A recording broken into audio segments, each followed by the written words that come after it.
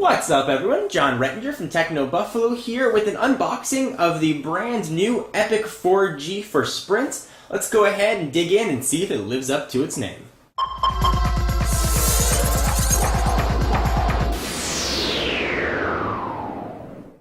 So the Epic 4G is Sprint's version of the Galaxy S line of phones that we've seen permeate through all of the major US carriers. However, Sprint's version is very, very different than the rest. First, as the 4G moniker is going to denote, it is Sprint's second 4G capable phone next to the Evo. So if you're in a 4G area, you are going to be getting blazing fast internet speeds. And it's also the only Galaxy S variant that's got a full slide-out physical QWERTY keyboard.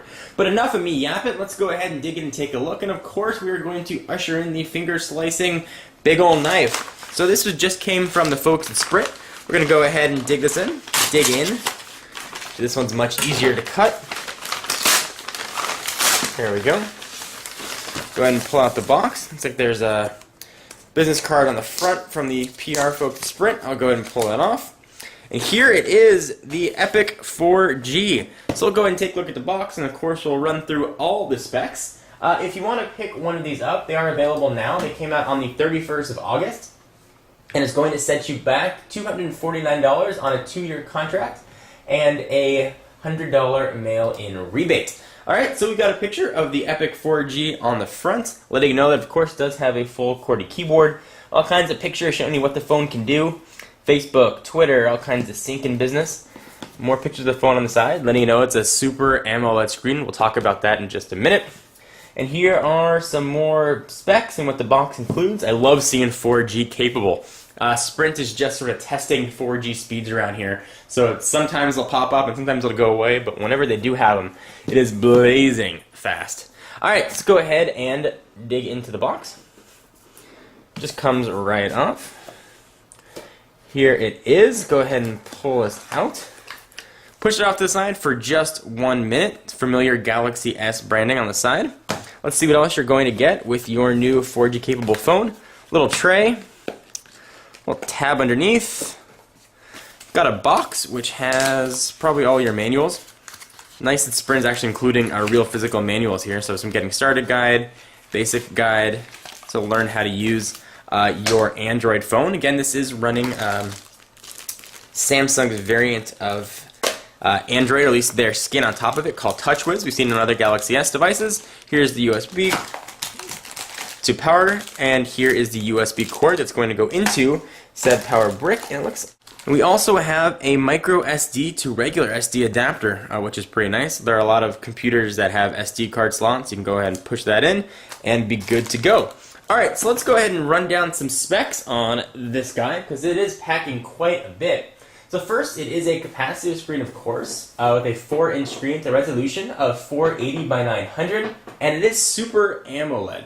So essentially what that's going to mean is you're going to get sort of darker blacks. You're not going to get the washout look in color when you're in direct sunlight. Just going to look better and brighter, and also conserve battery, which is kind of neat. And the AMOLED technology means the touch-sensitive mechanism, as opposed to being on top of the glass, is actually sort of integrated into the glass. Alright, so we have a 5-megapixel camera on the back with, of course, a LED flash. This does take very, very, very good video. I've used other Galaxy S devices, and it really does a nice job. HD capable, which is always very nice. This is running Android 2.1, again, with Samsung's custom TouchWiz interface on top of it. It also is running their Hummingbird processor, which is very, very similar to what we have in the iPhone 4, the iPad, and the new iPod Touch. If you want the sort of techie name of it, it's a Cortex A8 Hummingbird. It's very fast, really capable. These Galaxy S devices just blaze through whatever you are going to need. Also, we have a full slide-out QWERTY keyboard. I've had a chance to actually use this before, and the keyboard is quite nice. You also have a front-facing camera for video calls, which is kind of neat, and something that also makes the Epic 4G stand out from the rest of the Galaxy S lines. Let's go ahead and pull off this and you can take a look at what the phone looks like. You're going to have capacitive buttons across the bottom, typical array of Android ones. Left side, you've got your volume up and down.